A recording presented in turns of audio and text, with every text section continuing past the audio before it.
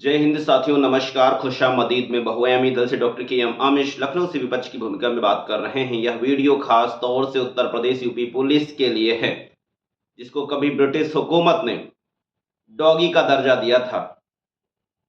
मैं ध्यानाकर्षित कराते हुए कहना चाहता हूं कि आज इनकी मानसिकता कहां पर खड़ी है, किस विचारधारा से खड़ी है, सोचने पर मजबूर कर दे रहा है।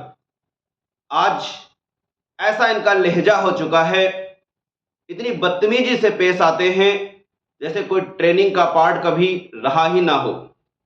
वर्दी के समय जो शपथ दी जाती है उसका कोसों किलोमीटरों तक कोई लेना देना नहीं है।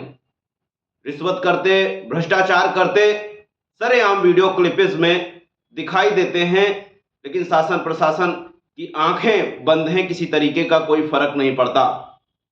खासतौर से बात यह है कि जब कोई विक्टिम, खासतौर से एक तबका विशेषकर मुस्लिम समाज से जुड़ा होता है, तब मां बहन बहुत छोटी बात हो जाती है।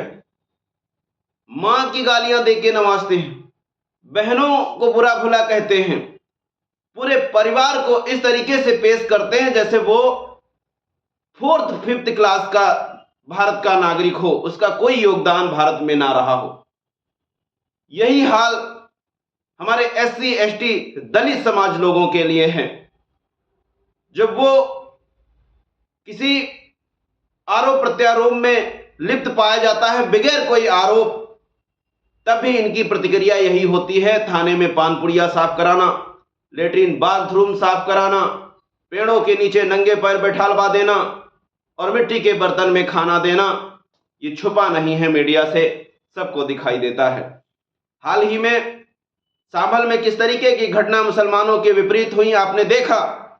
ठीक इसी प्रकार अभी हाल ही में बिजनौर में हमारे MD न्यूज के पदाधिकारी के साथ पुलिस वालों के द्वारा SHO के द्वारा बदसलूकी बदतमीजी की गई है, जिसका कल ज्ञापन DIG रैंक को दिया गया है। हमारे पार्टी से जुड़ा पदाधिकारी उत्तर प्रदेश में जिला जो है सांभल से पवन कुमार कठोरिया जी को गुंडा एक्ट में डाल दिया। ये लोग पूरी लिस्ट बनाकर रखते हैं कि जैसे ही दीपावली होली आएगी कुछ लोगों को चिन्हित करना है, खास तौर से वो जो जनता का समाज सेवा करते हैं, पेपरों में आते हैं, उनको ये लोग गुंडा एक्ट में डालते हैं। क्या इनसे बड़ा कोई गुंडा है? शायद नहीं। आज हमको सोचने पर, देखने पर मजबूर कर दे रहा है कि किस तरीके से ये लोग माताओं बहनों की भी इज्जत सरेआम तौलने और बेचने पर लगे हैं।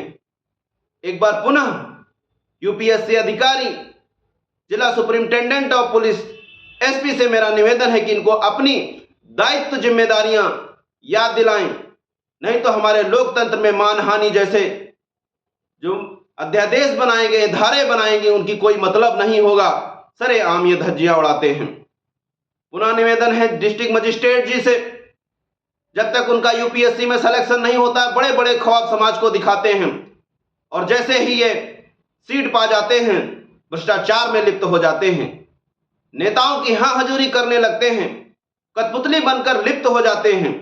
आपने देखा उत्तर प्रदेश 2022 का चुनाव में 45 से ज्यादा एक अधिकारी जो खास तौर से क्षत्रिय समाज से बिलोंग करते हैं, किस तरीके से एजेंट में पोलिंग की तरह एजेंट बनकर काम करा के योगी सरकार को जिताने का काम किया है।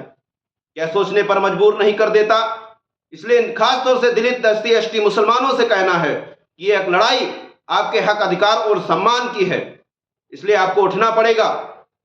ऐसे भ्रष्टाचार अधिकारी और पुलिस विभाग के प्रशासन के अधिकारी में आंख डालकर आपको याद दिलाना पड़ेगा कि भारत में आपका इतिहास क्या है।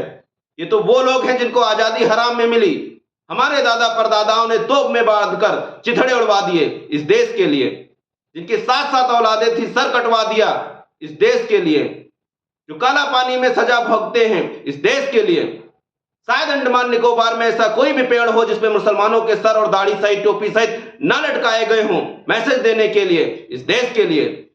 आज जब हम अपने ही बनाई गई मस्जिदों में नमाज पढ़ना चाहते हैं, आज जब हम आगरा में ताजमहल के अंदर नमाज पढ़ना चाहते हैं, तो हमको धक्के मारकर बाहर निकाला जाता है हमारी ही अपनी जगह पर।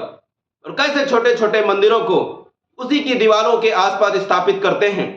क्या इस विचारधारा पर विचार नहीं करना चाहिए। हमारा विचार बिल्कुल भी हिंदुत्व के खिलाफ नहीं है, लेकिन उस धर्म को जिस तरीके से नकारात्मकता की छवि से प्रस्तुत किया जाता है, कहीं श्री राम को तमंचा और उसके धनुष बाण को गुस्से में दिखाया जाता है। मैं पूछना चाहता हूं, वो धनुष तीर किस पे चला रहे हैं?